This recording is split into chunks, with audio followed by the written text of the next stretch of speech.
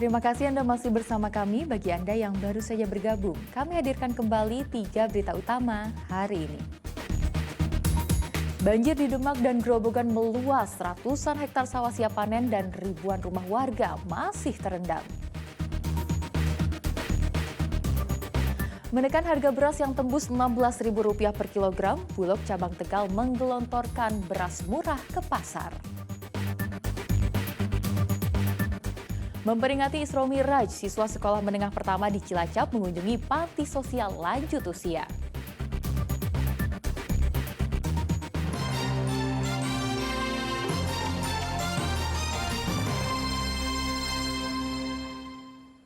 Kita ke informasi selanjutnya. Bulog cabang Tegal menggelontorkan beras murah ke pasar untuk menekan harga beras. Namun tambahan pasokan beras murah tersebut belum berhasil menurunkan harga. 2 ton beras murah stabilisasi harga pangan (SPHP) Bulog didistribusikan kepada para pedagang di Pasar Langon, Kota Tegal Rabu lalu. Penggelontoran beras medium ini bertujuan untuk meredam terus naiknya harga beras dalam sepekan terakhir. Beras SPHP dijual kepada warga sesuai HET Rp10.900 per kilogram. Para pedagang tidak boleh menjual beras SPHP di atas harga eceran tertinggi. Bulog akan menjatuhkan sanksi kepada para pedagang yang menjual beras SPHP di atas HET. Untuk SPHP ini merupakan salah satu program penugasan pemerintah, salah satunya untuk mengendalikan laju inflasi dan harga gitu. Namun menurut pedagang, gelontoran beras SPHP belum berhasil menurunkan harga beras. Saat ini harga beras per kilogram mencapai Rp16.000. Tingginya harga beras dipicu tak ada panen dan cuaca ekstrim dalam sepekan terakhir. Juga iya, terus belum ada yang panen sih. Kalau beras dari Bulog sudah nggak pernah masuk? Udah lama ini belum masuk. Beras dari Bulog? Udah hampir 1 bulan. 1 bulan. Biasanya kalau beras Bulog masuk itu yang berapa? Harga 12.000. Bulog akan terus menggelontorkan beras SPHP sampai harga beras bisa stabil di bawah Rp15.000 per kilogram dan musim panen padi tiba. Kuncoro Wijayanto melaporkan dari Kota Tegal. Dalam seminggu terakhir, harga sayur di Kota Semarang mengalami kenaikan. Hal itu berimbas pada turunnya omset pedagang hingga 40%. Harga sejumlah sayuran di Pasar Karangayu Kota Semarang mengalami kenaikan. Senin kemarin, harga daun bawang, seledri, dan bayam mengalami kenaikan setengah hingga 2 kali lipat. Daun bawang kini dijual Rp17.000 dari sebelumnya Rp12.000 per kilogram. Daun seledri dijual Rp30.000 dari sebelumnya Rp15.000 per kilogram. Lalu satu ikat bayam dijual Rp6.000 dari sebelumnya Rp3.000. Begitupun harga kentang, tomat, wortel, kol, dan sawi putih juga mengalami kenaikan. Kentang menjadi Rp19.000 dari Rp13.000 per kilogram. Tomat dijual Rp18.000 dari Rp12.000 per kilogram. Lalu wortel dijual Rp15.000 dari Rp10.000 per kilogram. Kenaikan sayuran terjadi lebih dari 1 pekan terakhir. Kenaikan ini berdampak pada turunnya omset pedagang hingga 40%. Jelas dampaknya itu pasti menyeluruh ya, dari kayak pedagang-pedagang eceran kecil sampai ke toko-toko yang ada di luar, pastinya ada efeknya. Jadi orang itu volume pembeliannya itu mesti berkurang, tidak sebanyak dulu. Dan dulu kalau pas sayuran murah, sembako masih murah, orang beli beras 5 kilo contohnya, tapi sekarang paling 1 kilo terus. Diduga penyebab kenaikan harga sayur di pasar tradisional karena cuaca buruk yang terjadi akhir-akhir ini dan hasil panen raya yang mulai berkurang. Ali Muftagirin melaporkan dari Kota Semarang. Beli 2 kambing untuk jadi peliharaan anak selama pandemi, warga Kota Semarang kini malah jadi juragan susu kambing. Dari usahanya itu, ia dan keluarganya bisa meraup untung Rp30 juta dalam sebulan. Kalau ada istilah mati satu tumbuh seribu, maka bagi Muhammad Atta dari 2 kambing berkembang jadi ratusan. Warga Pedurungan Kota Semarang ini tak menyangka 2 ekor kambing yang ia beli untuk menemani anaknya di kala pandemi ternyata jadi peluang usaha.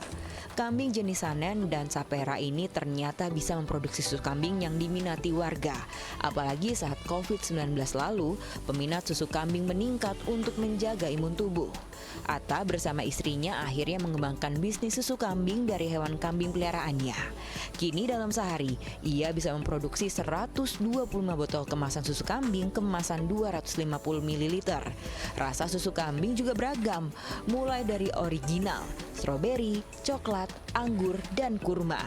Selain di Kota Semarang, susu kambing produksi Atta juga disebar ke kota besar lainnya seperti Jakarta dan Surabaya. Kita beli 2 jantan betina untuk dibuat mainan sama anak-anak di rumah biar nggak suntuk, karena kan lagi social distancing kan, nggak bisa kemana-mana, biar ada mainannya di rumah. Kita beliin 2 ekor jantan betina. Nah, dari 2 ekor itu malah berkembang biak sampai jadi segini banyaknya. Akhirnya kita mikir, oh berarti ada peluang ini untuk kita buka ke peternakan kambing. Untuk susu perahnya itu kita memulai waktu corona itu, karena permintaan untuk imun tubuh dan lain sebagainya memang lagi dibutuhkan, dan susu kambing itu juga salah satu penghasil imun untuk tubuh. Dalam sehari setidaknya lebih dari 50 botol susu kambing terjual. Untuk harga susu kambing original Rp10.000, sementara variasi rasa Rp12.000 per botol.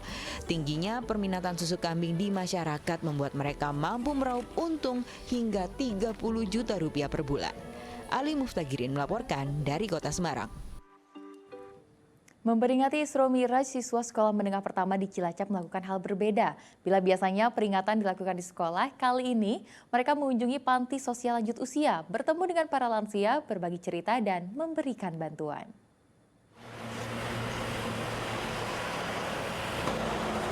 Puluhan siswa SMP Muhammadiyah 2 Cilacap didampingi guru mengunjungi panti sosial lanjut usia Dewanantan, Desa Selarat, Cilacap. Mereka sengaja datang untuk mengajak para lansia memperingati Isra Miraj bersama di panti. Kedatangan mereka pun disambut para lansia penghuni panti. Para siswa berkeliling melihat langsung kehidupan lansia di panti, kemudian bercengkrama di masjid panti, menjalankan salat berjamaah, bahkan memberi tausiah agama Islam, mengajak para lansia untuk lebih tekun beribadah dan menjalankan perintah agama. Kami dan teman-teman ini memang sengaja mendatangi panti jompo ini, tujuannya biar kita bisa memperingati Isra Miraj bersama-sama dengan Mbah Kakung dan Mbah Putri di sini. Tadi juga kita ada murojaah bersama, salat berjamaah bersama. Terus tadi juga ada pembagian berupa sajadah dan kopiah untuk mbah-mbah dan di sini. Para siswa juga memberikan hadiah kejutan berupa bingkisan peralatan sholat seperti sajadah, sarung, dan mukena.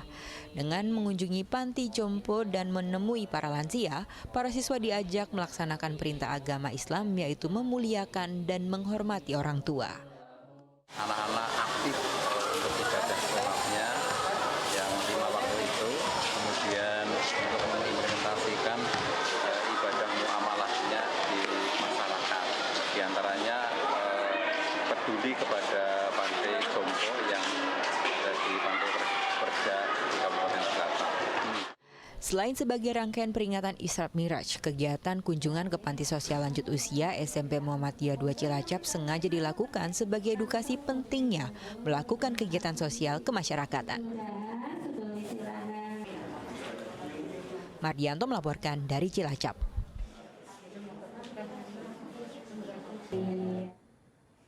Dan informasi tadi mengakhiri jumpa kita hari ini. Atas nama rekan yang bertugas, saya Tia Nisa mengucapkan terima kasih atas kebersamaan Anda. Selamat beraktivitas dan sampai jumpa.